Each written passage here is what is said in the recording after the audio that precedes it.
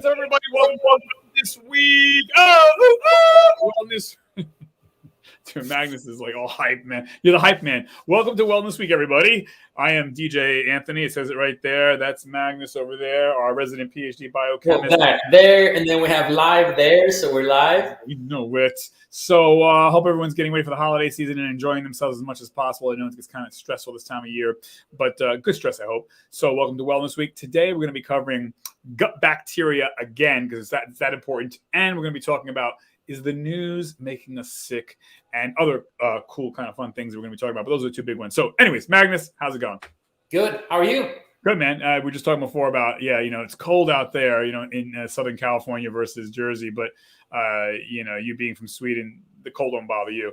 But so I was saying that, believe it or not, I am a real DJ, folks. That's not a joke. So, I was DJing at 8 o'clock in the morning today. Go figure. DJs usually don't DJ at 8 o'clock in the morning. We're usually coming home from a gig at 8 o'clock in the morning.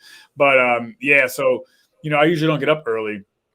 I felt like a big boy today. I got up early and I went to the local bagel store, 7-Eleven. I was like, I see all the accountants and, doctors and plumbers and, talking to people. How you doing? Yeah, I felt like a big boy. I'm like, oh man, I'm like an adult. Like I'm doing adult things. I'm out early like everybody else. And, so it was pretty cool.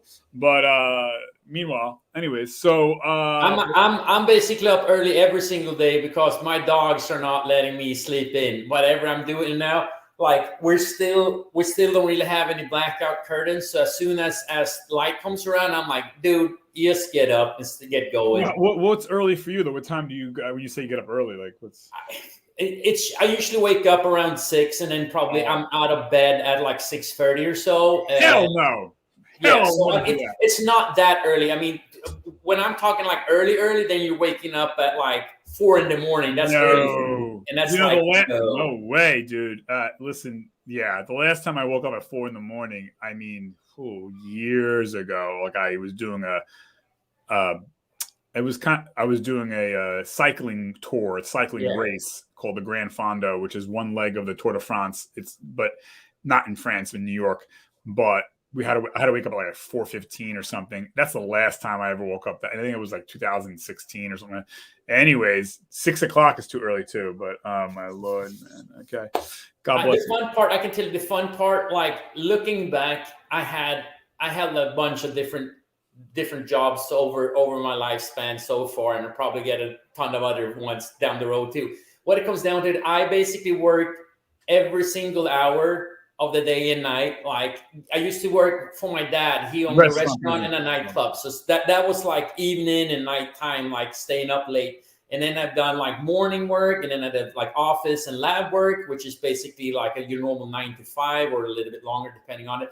So it's just interesting to kind of you really have to be structured and get in bed at the right time for you to do whatever you're doing. If you're waking up late, that you're not you have your hours set and you're not skipping out on it. Right. Yeah, for sure. Yeah. When I used to be a teacher, I taught for 11 years. And I have to get up at 6 and all that business. But if I had my way, which I do have my way, I am much happier being the night owl DJing. I love the nightlife. I love all the, crazy crap that happens. I love going to in here. I don't know if they have it over by you, but they call it White Castles. We don't. I know what it is, but it's In-N-Out Burger. It's In-N-Out Burger over there, or a burger place. But in New Jersey, White Castles, if you go in the evening, really late, 1 o'clock in the morning, 2 o'clock in the morning, that's when all the freaks come out and you take your life in your own hands. Yeah, that's the best. The freaks comes out at night. Yeah. The freaks comes out at night. 100%.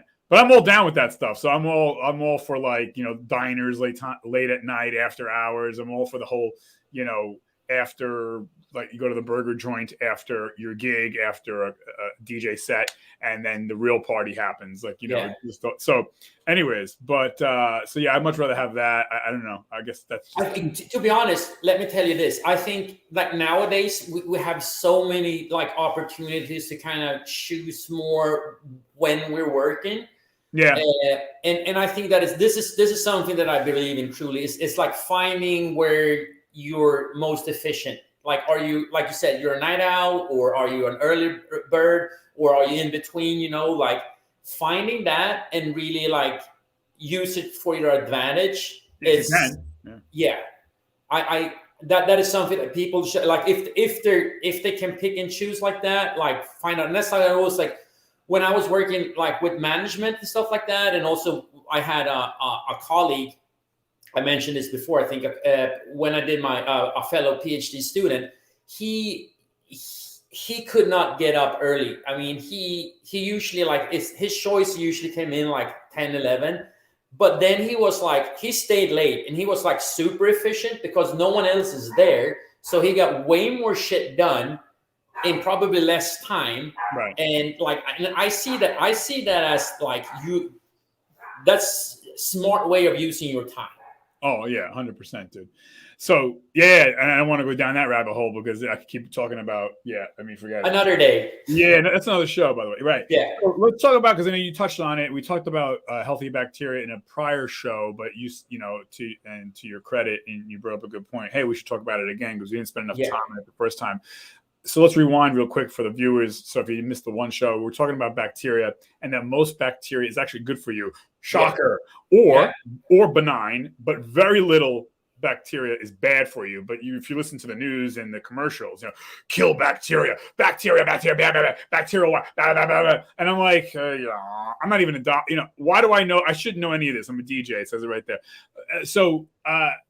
Newsflash, most bacteria you should not be killing. You should not be overusing. Obviously, wash your hands before you eat. Don't pick your nose. Don't lick doorknobs.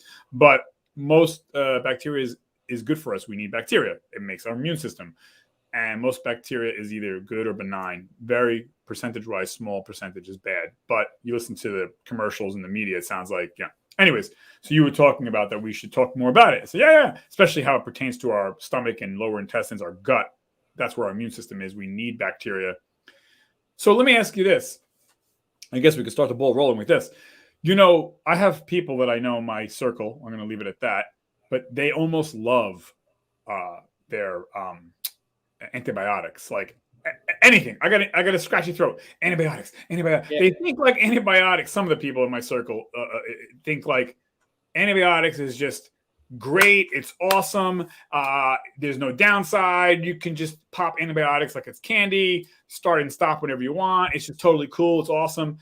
They're treating it like it's a grape, and obviously, yes, thank God for antibiotics. But to act like it's just benign and you just take it, you feel better, and you're good. I don't think most people realize antibiotics, here we go, can throw off your gut biome, can throw off your gut bacteria. So talk a little bit about that, Magnus. Yeah, so it comes down to this. Like, at this point in time, we have not figured out a way of finding very specific antibiotics that only goes on our bad bacteria or whatever it is. Down the road, we might be able to find that, with technology and so on. But at this point in time, you're basically, you're coming in and you're basically dropping an atom bomb in your gut. That's basically what antibiotics are. They clean house, or like close to it. Not only are the amount of bacteria, but also the variety. So your variety of your gut flora might actually reduce. And that is one of the worst things that could happen for our small intestines, is that we're getting less and less of a variety of bacteria because we need them. Right. Different bacteria has different kind of responsibility in our gut. They break down different things. So that's why also having a diverse food source is of importance. So like eating more than just a single vegetable or a couple of fruits. The more variety we can have that you can handle, the better your gut biome is going to be. Right. I have somebody in my circle, very general here, because I don't want anybody calling me, you talked about me. So I'm not going to, just somebody in my circle. Can we mention it by name? No, not only could I not mention this person by name, I cannot even mention my relationship to this person because it'll be no pun intended, a shit show. So I just have to say general circle because I'll get a hotline call right away. And so, anyways, or even if this anyway, so this person tells me, they're always having a problem pooping, like, I'm always constipated. I don't know. And I'm saying to myself, yeah, because you pop antibiotics like it's candy, like it's killing your gut. No wonder you can't crap because you're killing, right.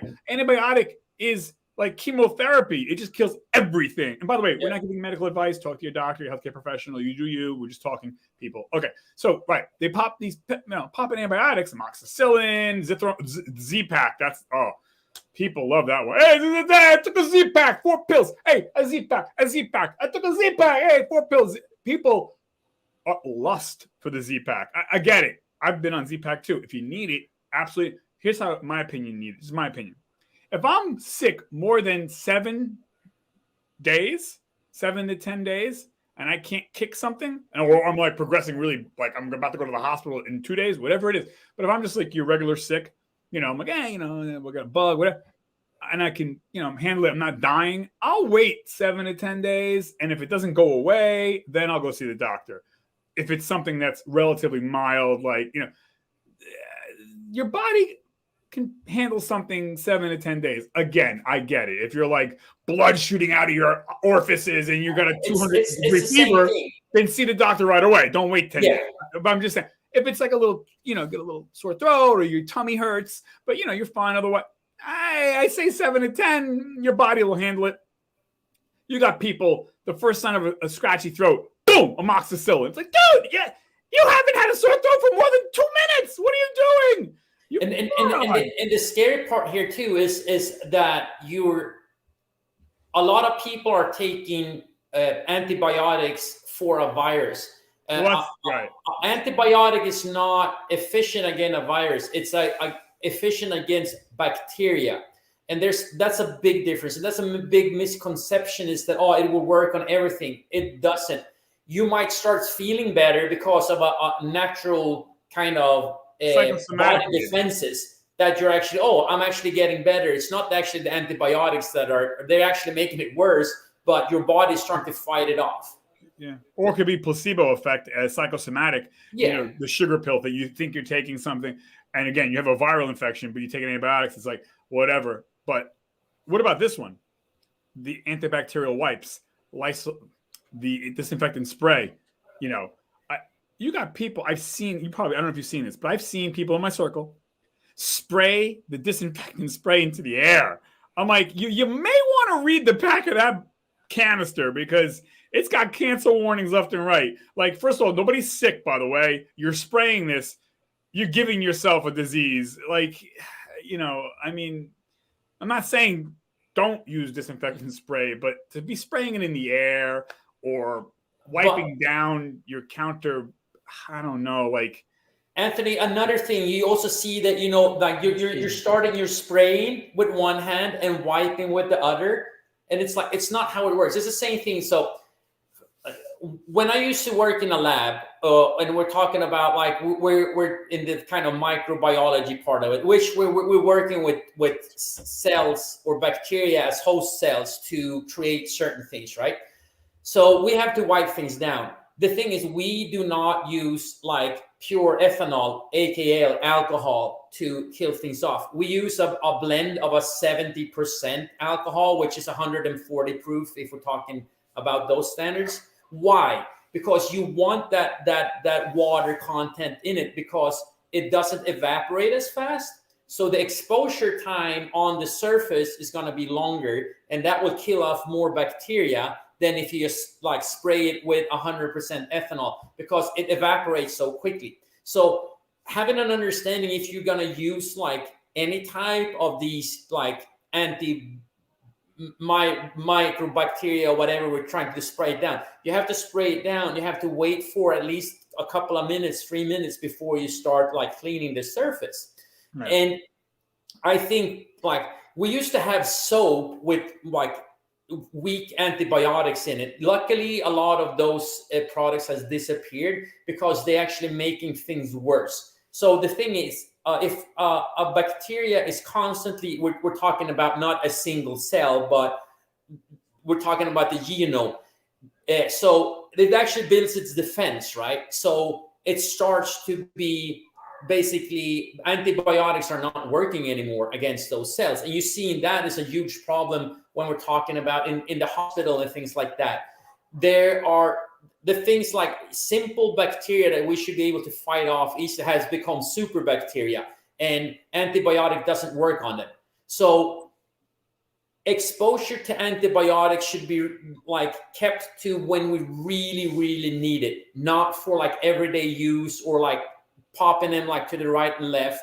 So remember that, like, save it for when you need it. Otherwise, you're making yourself more sick. You're weakening your immune system. It's what do you call it? It's counterintuitive. Yeah. No, I mean it's you're basically building yourself up for failure. Right. And by the way, don't believe me, folks. I don't know what I'm talking about. Go Google it, research it yourself. Read your high school biology book. But by the way, Magnus, let's talk about this one. I have friends of mine. You might too. Again, in my circle, because it's boy. So just like line them up. Okay, so they do this one. I get packages from Amazon, and they spray the packages down with disinfectant because they're worried about a virus. I'm just like, oh my God. Like, a virus cannot last on a certain, I know you know, but it's like, people act like viruses can last, like they're like some Hollywood monster.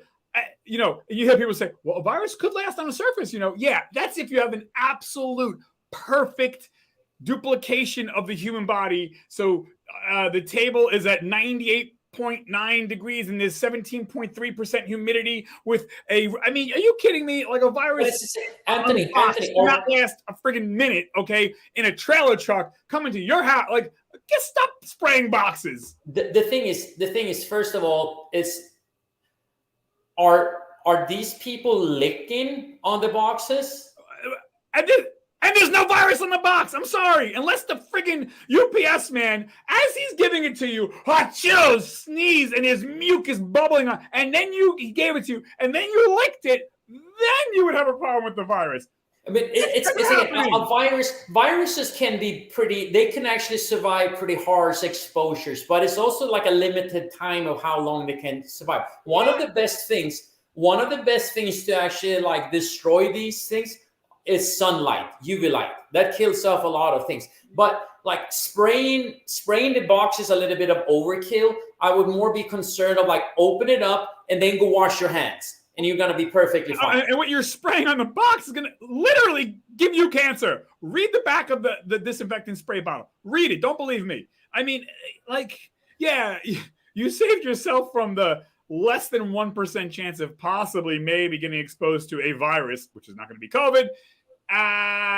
But now you gave yourself lymphoma. Congratulations. That's amazing. It's like, anyways, whatever. But again, like, Anthony, this is important though. Like, it always comes down to like risk reward, right? Right.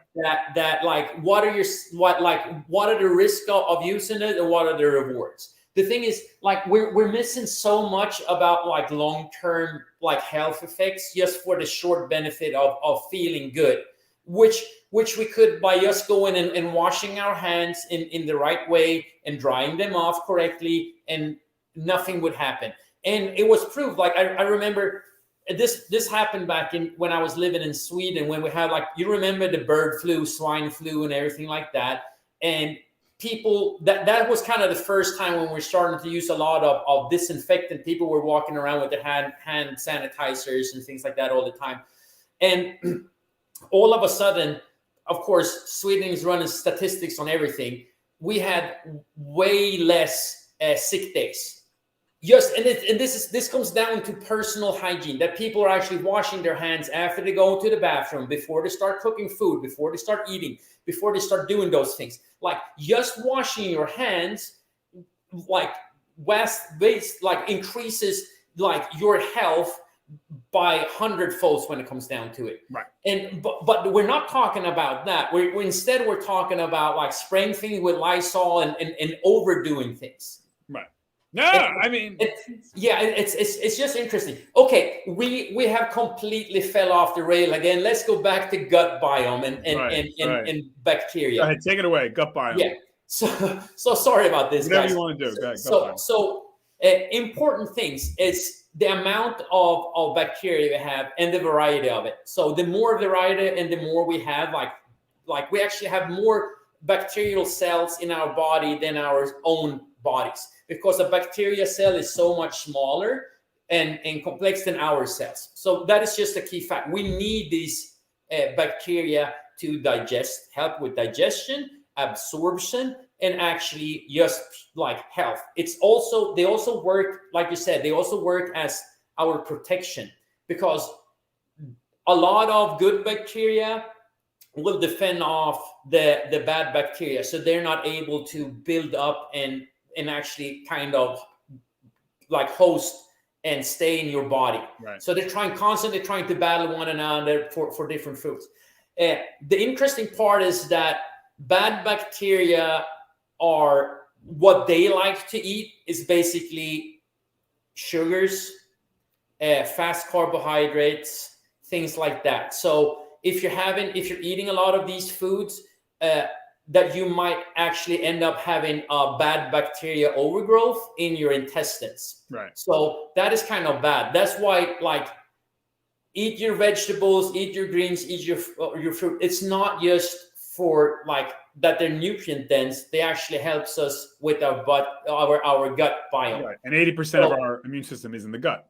Yeah. So, which is super. Not even that. You just like these bacteria also helps you break down things and also release the feel good molecules like serotonin and GABA and other things. So our mood could actually depend on our gut bacteria. If we have a bad, so this has been kind of proved in mice. So they have done basically change your gut bacteria. You can do that with like a feces transplant. So they took feces from a fat, overweight mice, and then put them in kind of like healthy, low body fat mice, and it completely changed. It's the same thing the other way around. So they're doing that in humans right now.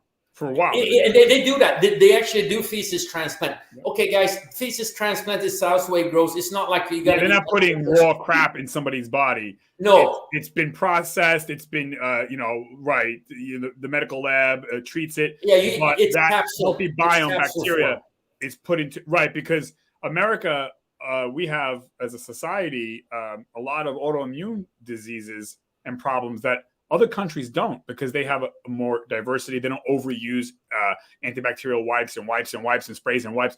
So to your point, and there's a lot of literature out there that suggests certain diseases, autoimmune, like rheumatoid arthritis or MS, can be either treated or there's less probability of getting it if you have a healthier gut biome. Yeah. And I'm not saying that it's a silver bullet, but there's the correlation and causation between autoimmune diseases and having a healthy gut biome. And again, in America, we kill ourselves with wiping all bacteria away no matter what, which is not healthy, not good. But you guys read it on that on your own. Don't believe me. Yeah. Let me add this too. So here's kind of like an interesting view of thinking of it. So digestion is one of the most important things for our health. So it comes down to this. You're like the saying, you are what you eat, is partially true, because it comes down to this. You are what you absorb, actually what you can actually bring into your body. So when we're talking about this, like one of the first things that I talk with my clients, if we're talking about fat loss, like you can't start losing fat before your digestion is on point. And microbiome is such an important part of that. So we always look at that and trying to figure out how to, if that's an issue, that's one of the first things we have to fix, because you can, and this is what's sad. People are working their ass off. They're dieting. We see people that are eating less than 1,000 calories a day. I mean, if you're eating less than 12 to 1,400 calories a day, you're basically starving yourself. So your metabolism gets shot and your digestion is already messed up. There's no way that you're going to lose weight. You're not going to be able to reduce fat levels or anything like that. And we know that fat levels, like a lot of body fat is actually increasing inflammation too. So 100% releases hormones. Yeah. And you're a vicious cycle. You're in such a vicious cycle. By the way, we should talk about fasting in another show, because now you were touching on, people. I think that's a lot what people do, right? The latest fad is intermittent fasting, which has some literature that proves that it is a lot of literature that proves it's very valid and a good thing. However, if you do it right. Correct. I wanted to touch on that real quick, not to go down that rabbit hole, but people might say that, well, I'm consuming less than 2,000 calories because I want to fast. But to your point, you got to do it right. Talk to a dietitian, or nutrition coach. A nutrition coach. I'm sorry. Yeah. Right. I would not talk, me personally, I wouldn't talk to a doctor about that. I would talk to a nutrition coach, dietitian, somebody that specializes in food. But anyway, I don't want to go down that, but you just mentioned that the caloric intake going below sub 2,000. But yeah. So I'm sorry to throw you off there. You were no, you're good. That's why we have this conversation. They're not super structured, and guys, it's casual, baby. It's casual. It's two guys talking about nutrition and health and fitness. So right, yeah. But yeah, no, I mean, so I was just saying, like, by the way, but to your point, and this doesn't get talked about a lot. What are your thoughts on this one? Getting proper sleep, quality, good sleep, and at least 8 hours of sleep, because sleeping helps to reset your gut biome, your gut bacteria, and your immune system. Yep. So you need to sleep because it's good for your gut. And you need to sleep well and sleep at least 8 hours, not only because you feel rested, but it resets your intestines. It resets your stomach. And we live in a country where, again, we brag, I only got 2 hours of sleep. Like, that's something to brag about. That's sad. That's like putting a drop of. It's not something to do. It's not something to be proud of. That right. Like it's so in the past. That's something that you should be ashamed of. If you're sleeping, if you're not taking your sleep serious, I do understand that some people, like, they're working 3 jobs. They're a single parent. They have kids. They have to do everything. Everybody's busy though, Matt. Yeah. We could all go on that trail. I'm busy. Yeah, everyone's busy. Yeah. Okay. Yeah. Like, not works out there, but not if you. If you're serious about your health, if you're serious about actually, like, be able to have a good life and a long life, you definitely need to take care of your sleep. So, like, don't skip out on your sleep. It's also another thing that is basically a red flag. One of the top priorities that we look at, like with a new client, is like, if your sleep sucks or anything like that, I mean, we need to take care of that too. Like, there's and I want us to rotate back to this to fat loss, because that is kind of so, like, popular and hype right now. Certain things, I mean, you need to kind of fulfill certain boxes, check them off before you're even able to start going on a fat loss. When people, I'm going to go on a diet again and things like that. Well, looking at it, you might not be ready for it. Like, we might have to take a couple of step backs and, like, okay, we need to improve your lifestyle. We need to look at your sleep. We need to look at your stress levels, digestion, physical activity, so on and so forth. Before we start to optimize those things, we need to cover the basics. Without the basics, you're not going to go anywhere. I mean, like, trying to build a skyscraper on a beach is probably going to be quite disastrous down the road, because it's going to fall over, right? And that's what a lot of people's fat loss, kind of what it looks like. You have to cover the basics before you start, like, doing your advanced classes and things like that. Right. So I just want to point that out, like, really, like, focus on your health first before you start thinking about your aesthetics. The aesthetics will come down the road too, if you're getting the health part first. 100%, dude, 100%. Now, I know we're running short on time, and I want to respect your time. So, real quick, to segue. Yes. I think this is a rhetorical question. I think everybody in the world knows this answer. Is watching the news bad for our health? I would say hell yeah, because all it is death, destruction, death, destruction, death, death. I mean, is anything good happening? Jeez, I mean, So looking at it, I've stopped looking at the news a long time ago. We're talking, I think it's close to like 10 years now. The thing is, what I might do, and I've been bad about that lately too. I listen to, like, more like a radio show, and it could be like in Sweden we used to have, like, on the hour every hour. It was like a 5 minutes newscast, when they basically just go through the basic things, what has happened, like if there's some, like, major emergency or anything like that. that way I kind of, because a lot of the news is just like negative and it's just saddens me. So in America, I know that I feel more depressed and having a hard time to like focus and feeling happy when I watch too much news. In America, so definitely limit your exposure to the news, and don't look at these like shows that are over an hour that it's just kind of like trying to hook you in, or that you're reading a lot of like the hook, like the click. You're just like trying to click you on it. So be smart. Like, just dip your toe once in a while. I mean, like, again, a lot of the things is just like, do we really need to know? Other things we do need to know. So I'm not saying like skip out on it completely, but maybe watch the news for a half hour a day. That's it. Yeah. No. Like if your TV is on a news network and it's going basically constantly, or you're listening to radio all day long, you're doing yourself a disfavor. I used to be that guy. I stopped because it was just so, and it's the same story over and over again. No matter what channel it is, the other side's bad, you're good, and there's a new disease, there's a new bad guy out there who's trying to kill us all. Everyone's getting kidnapped. Everyone's getting there's explosions everywhere. It's just like nonstop. It's just like so predictable, man. We can click, like, let's pivot into how it works, because now we just mentioned it, like, okay, what is actually happening when we're watching the news? Most of the news are stressful, right? The economy, things like that. We're getting stressed out. So our response is the same thing, like we're talking about the people that were living thousands of years ago. It's a fight or flight response. You go into the sympathetic part of the central nervous system, meaning that like it is fight or flight. You're getting stressed out. Adrenaline starts to get produced and get released into your bloodstream. Your heart rate starts to pick up. Cortisol. You're focused, like you're focusing in. You get more kind of a tunnel vision. Your breathing pattern completely changes. You're starting to do like the shallow chest breathing. Right, you're describing me. And then this happens. So it's basically a start of a panic attack. Yeah.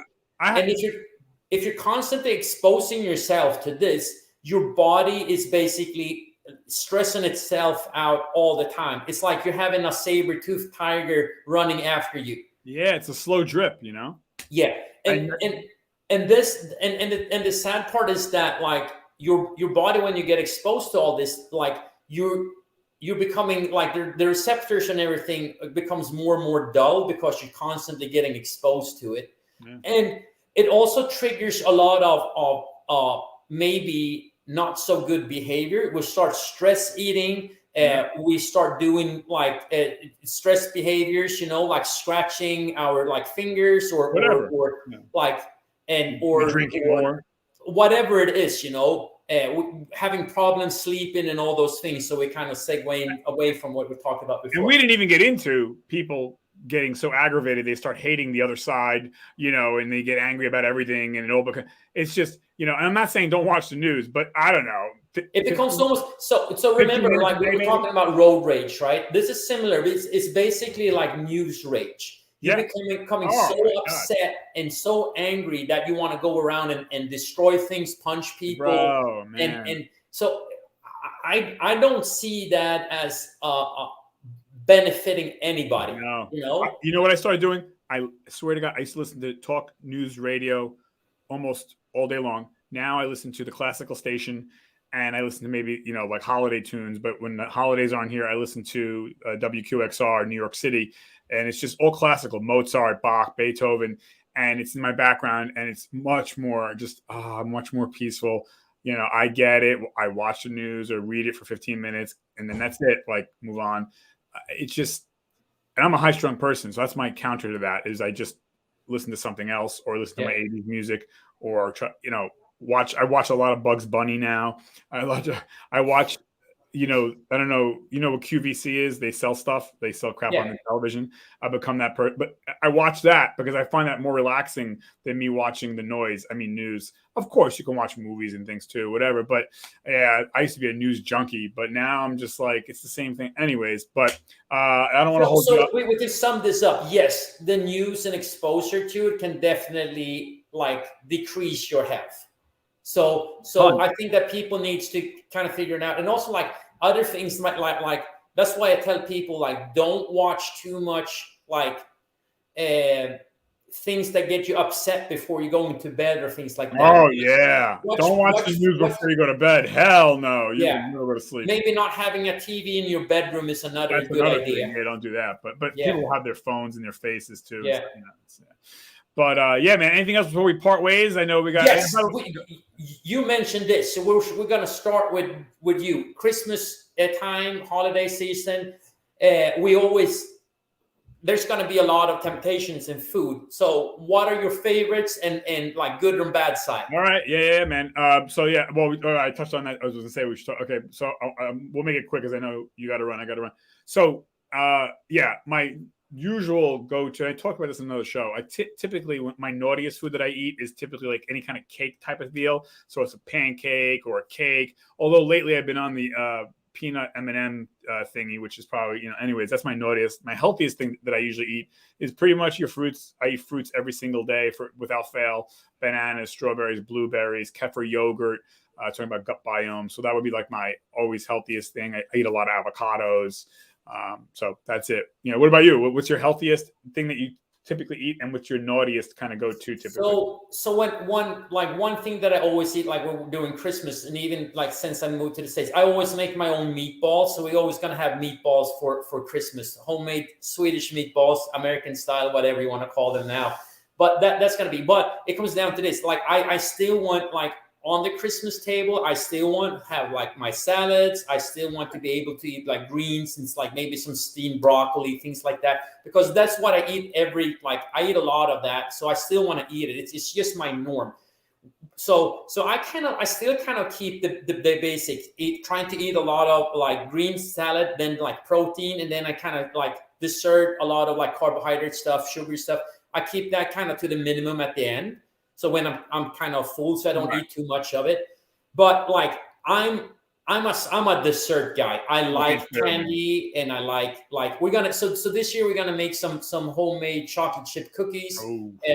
So we're gonna fix that, and probably since we're partially Swedish, partially Mexican, and full-time Americans in this house. You gotta learn some Spanish. Habla español un poquito. Yeah, I'm starting to pick up more and more. I'm trying. I'm a slow learner, but I'm working on it. All right. No, but I think it's like we have such a mixture, like cultural mixture of food and things like that. So but I'm trying to think like I have a plate, I eat, and then before I go get like seconds, I usually trying to wait like 15-20 minutes before I go and start eating again, because that kind of slows down the amount of, and you're starting to feel more full and things like that. So I always tell like, don't show up like starving. Like have a good protein smoothie or some eggs or whatever you have before you go to someone's Christmas party. So you're not like whatever you're seeing, and you should like have like the appetizer, the starters to start out with. Like you're gonna start gorging on them first. If you're not that like super hungry, you're gonna focus more on the good stuff that is gonna come later at the day. You gotta have a plan. You gotta have a plan before you get into this Christmas stuff, folks. Yeah. And even if you fail, have a plan at least. Yeah. So no, and it comes down to that too. Like we're just like Christmas is just around the corner. So like be smart. Like this is not a freebie for a whole week. Like try to keep it to a day or two and be smart. And it's the same thing. Like use it for a meal, not your whole day. Like you're still eating good. Like have a good breakfast, like lunch, whatever. So you're trying to keep that as normal as possible, and then enjoy like it's basically becomes one meal instead of. Right. Yeah, you got to have a plan going into it, and again, even if you fail, hey, you got have a plan. But yeah, man. So happy holidays to everybody, because we're not going to see each other until next week. But yeah. So Merry Christmas, Happy New Year, Happy Festivus, Happy Holidays, everybody. I love it that you brought up Festivus. That's so important. Seinfeld, right? Yeah, love it. You love it. Yeah. I'm more of a fan of Curb Your Enthusiasm, which is the Seinfeld writers. But it's both of them are great. It's just interesting to see how Dave kind of developed this to kind of like craziness. Like I like both. Curb Your Enthusiasm is kind of like it kind of cringes in your stomach. You're like, oh no, is he doing this? And of course, here's the reason why I don't like Seinfeld and I do like Curb Your Enthusiasm, because anything with a laugh track I'm insulted. It's like, Yeah. listen, I can laugh on my own. I know when to laugh. I don't need to be programmed and told when to laugh. Well, that's the 90s, though. Well, yeah, but that's true, but you still have laugh tracks even in today. Yeah. It's like a lot of the shows today, not all of them, but I'm just like, dude, listen, we want to laugh, we'll laugh. I don't need you to tell me, whatever. But anyways, but yeah, Seinfeld's, it's a well-written show. It's funny, but I love Curb so much more. Yeah. Anyways, but all right, man. So yeah, dude, Merry Christmas to you and your family, and stay safe, guys. Yeah, enjoy, everybody. I'm gonna sign off here. 3, 2, 1.